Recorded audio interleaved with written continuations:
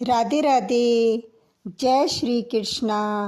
आप सबको गणगौर व्रत की हार्दिक शुभकामनाएं। गणगौर व्रत चैत्र शुक्ल तृतीया को किया जाता है। इस दिन सौभाग्यवती स्त्रियां भगवान शंकर और माता पार्वती की पूजा करती हैं। इस दिन व्रत भी रखा जाता है। आइए मैं आपको गणगौर की कहानी सुनाती हूँ। एक समय की बात है, भगवान शिव और देवी पार्वती नारद मुनि के साथ पृथ्वी भ्रमण पर आए।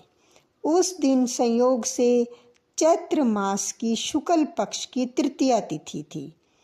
इस तिथि को गौरी तृतीया के नाम से भी जाना जाता है। जब गांव के लोगों को पता लगा कि भगवान शिव देवी पार्वती के साथ गांव में आए हैं, तो गांव की निर्धन महिलाओं के पास जो जल, फूल और फल उपलब्ध थे, वे लेकर भगवान शिव और देवी पार्वती की सेवा में पहुँचे।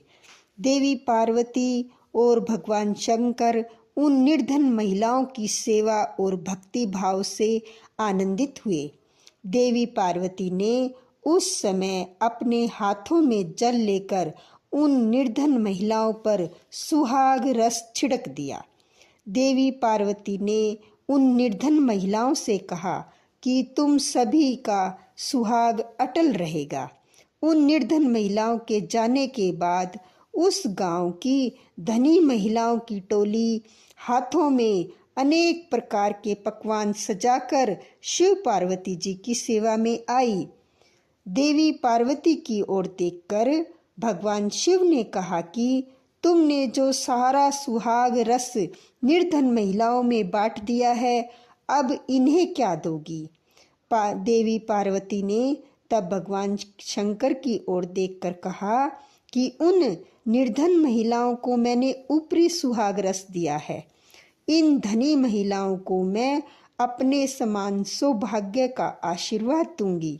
इसके बाद देवी पार्वती ने अपनी एक उंगली काटकर उससे निकलने वाले रक्त को सभी धनी महिलाओं के ऊपर छिड़क दिया, जिससे ऊपर जैसा रक्त गिरता गया उसे उतना सुहाग मिलता गया। इस तरह देवी पार्वती ने चैत्र शुक्ल तृतीया को निर्धन तथा धनी महिलाओं को सुहाग बांटा। इसके बाद देवी पार्वती भगवान शिव से आज्ञा लेकर नदी पर स्नान करने गई।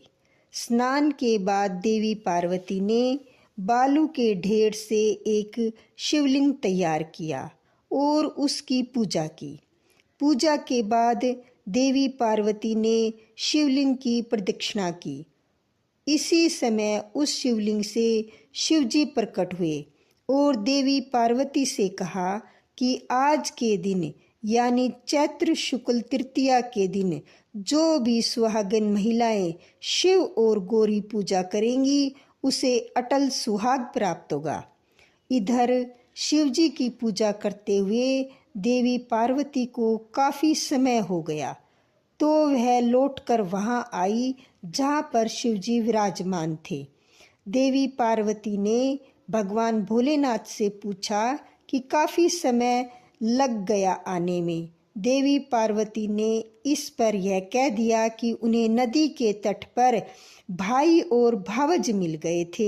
उन्होंने दूध भात खिलाया। भगवान शिव समझ गए कि देवी पार्वती उन्हें बहला रही है। इस पर शिवजी ने भी कहा कि वह देवी पार्वती के भाई और भावज से मिलेंगे और दूध भात खाएंगे। शिवजी देवी पार्वती और नारद जी के साथ नदी के तट की ओर चल पड़े।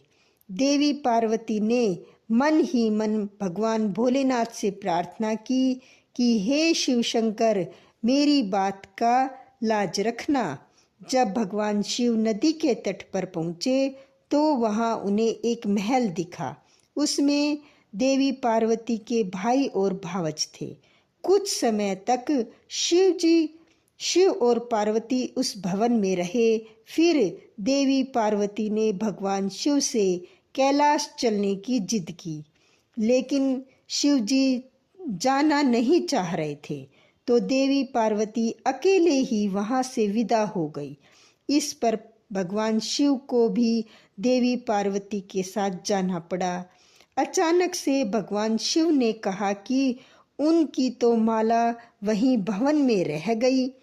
नारद जी को शिव जी ने माला लेने के लिए भेजा। नारद जी जब नदी तट पर पहुंचे तो वहां न तो भवन था, न देवी पार्वती के भाई भावज थे।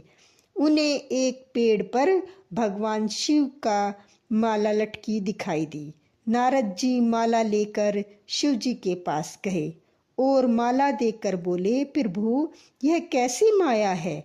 जब मैं माला लेने गया तो वहां पर भवन नहीं था, बस जंगल ही जंगल था। एक पेड़ पर माला लटकी हुई थी। इस पर शिव पार्वती मुस्कुराए और बोले कि यह सब तो देवी पार्वती की माया थी। इस पर देवी पार्वती ने कहा कि यह मेरी नहीं, भोलेनाथ की माया थी। नारद जी ने कहा, आप दोनों की माया आप दोनों ही जाने। आप दोनों की जो भक्ति भाव से पूजा करेगा उसका प्रेम भी आप दोनों जैसा बना रहेगा।